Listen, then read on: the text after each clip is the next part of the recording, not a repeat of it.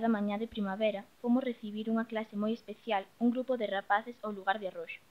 Como mestre tivemos a Manuel López Díaz, coñecido como Manuel de Candelos, un home xeneroso que nos amosou o fermoso recuncho da Fonsagrada no que vive, facendo unha parada nunha casa con historia, o Pazo de Arroxo, símbolo do antigo poder dos nobres galegos.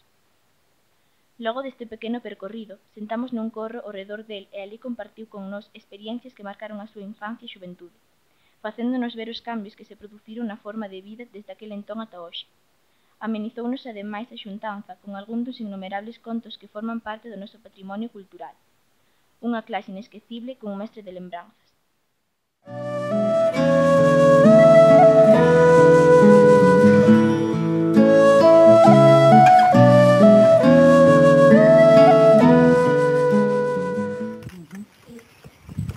Contanos onde naciste. Había moitos rapaces cando eras pequeno? Moitos. Daquela había trella moito menos a cigüeña. A que xogabades? Pois mira, eu xogaba a ir ca facenda. E os outros como a min a ir cas cabras e cas ovellas ao monte. E marchar a bañar pro monte, e estar sin comer hasta a noite. Xogaba eso. E se deixabas ir a facenda, as cabras ou as ovellas, a un prado, ao pan ou tal, para chegar a casa a noite e había maría. De paso. Tiñades xoguetes? Si, facíamos arados de pau, unha navalla xa tiñamos, que tiña unha navalla baixo. Facíamos carros de nabo, as rodas de nabo, con un eixe de pau e con un xiteiro de nabo. E na escola que formación tiveches? Na escola a miña formación foi, vou contar unha cousa que non é relacionada con esa. A miña formación foi ir á escola cada ano 2 meses de inverno. E seguimos agora, ainda así. A que escola fuches? Pois máis ben foi unha escola de particulares, de xente particular. E cal é o teu horario na escola? Da mañá a noite. E pola noite, despois de cena, os maestros daban uns doutrina, por certo que seguía. Na época da tua infancia e xuventude, que comíades? Bueno, pois, na miña casa comíase a fartar. Pois xa te direi que comía. Pero en outras casas había moita miseria.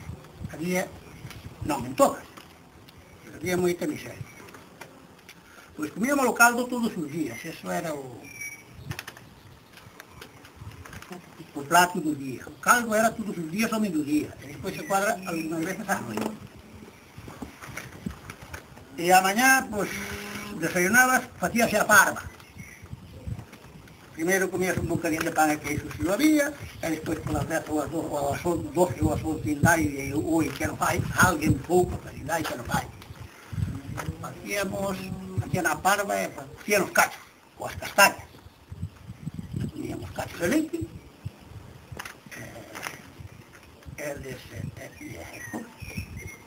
E que bebíades? Facíades vos alguna... Bebíamos auga.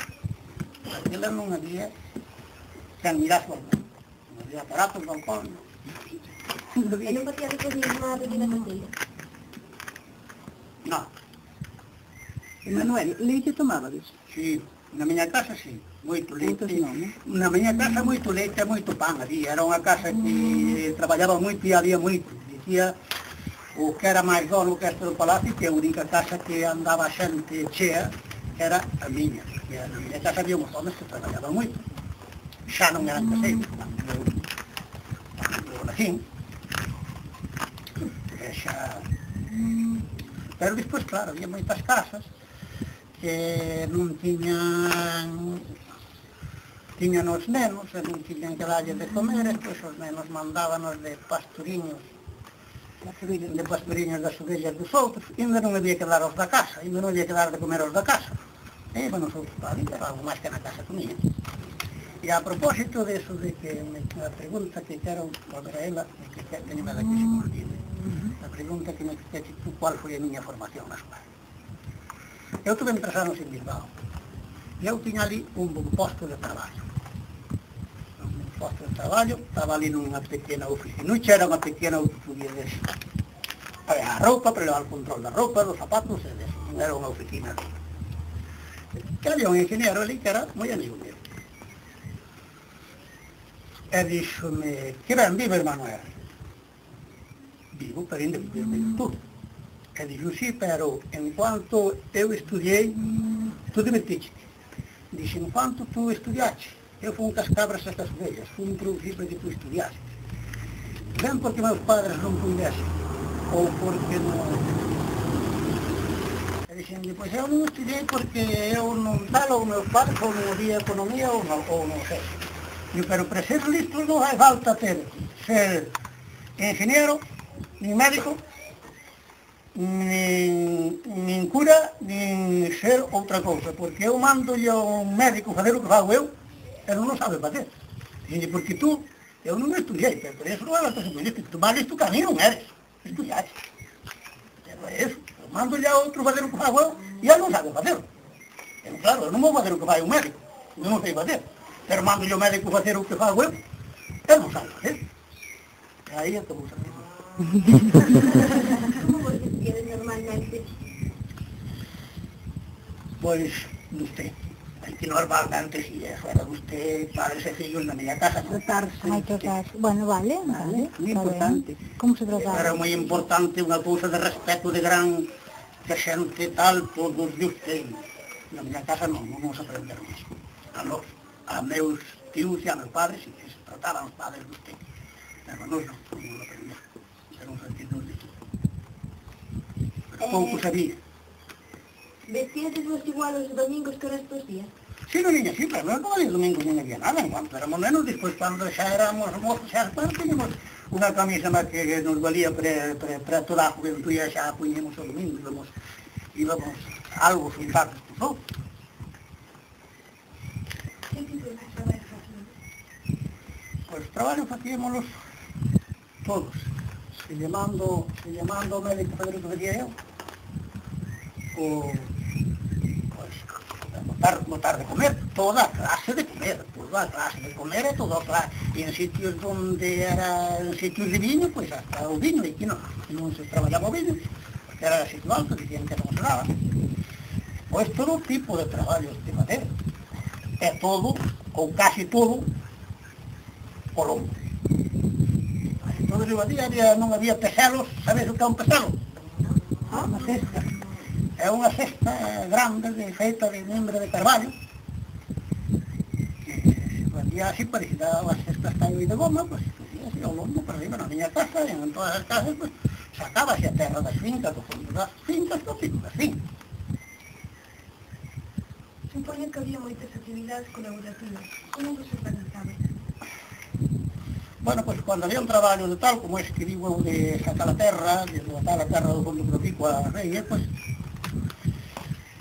cambiábamos os jornales, chamábamos a outros de fora, uns de fora, e viñes, pues, nos íbamos para eles, e así sucesivamente.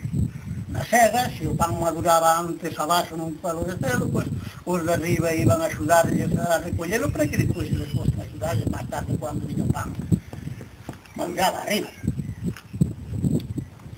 Deso sí que sei, esas cousas enas. E máis traballos do campo que facía, Manuel? Pues máis traballos do campo, chegábamos a erva, unha garaña, bueno, a garaña sempre da cosa. Chegábamos o pan co fouzo,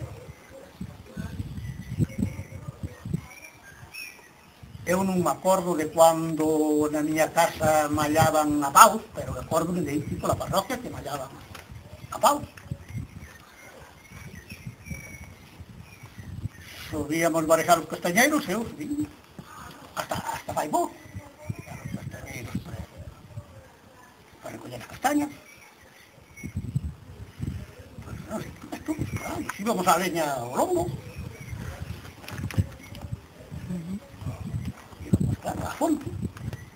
era máis cousa das mulleres, traían unha sella de, sabéis, como unhas tías que de muxa, estaban na cabeza, aí iban a carretera, que chegaban a casa con unha selladiña de auga daqueles que podía levar 15 ou 16 litros e xa había moitado. Aquela auga non usaban, además estaba na ponta, que había pueblo, e ya conto moi lejos.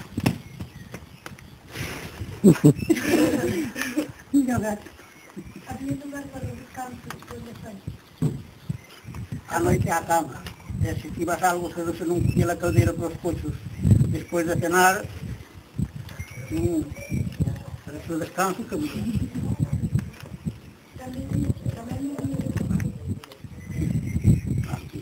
As casas por aquí todo o mundo tiña, ou casi todo o mundo tiña cabras, ovellas, vacas, unha vaca se un vecido por dentro.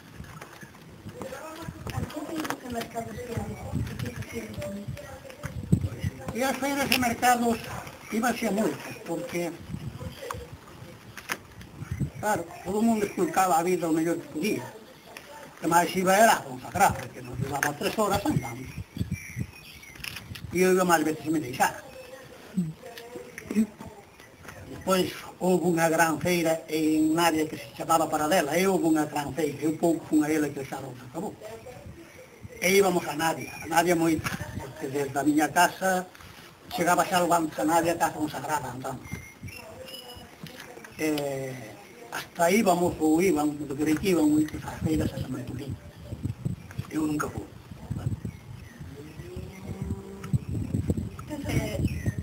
¿Sabíanos decir algo sobre remedios curativos ou ervas medicinais?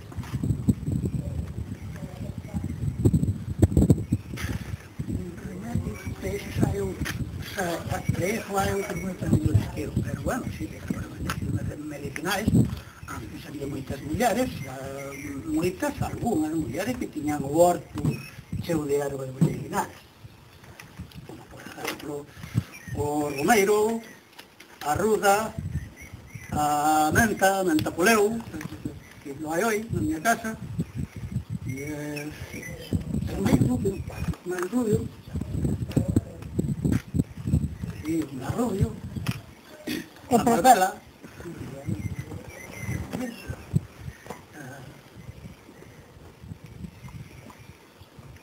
¿Y para qué se usaban esas ervas?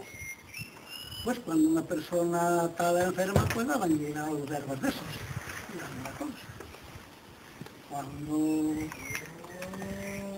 Mismamente, cuando eu tuve 3 irmás, tuve 4, unha morreu, cando as irmás decían que se lles retrasaba a regla por algo, miña madre daba agua con menta. Valía o que valía. Os romeiros se dicían que era moi sano, que hasta comían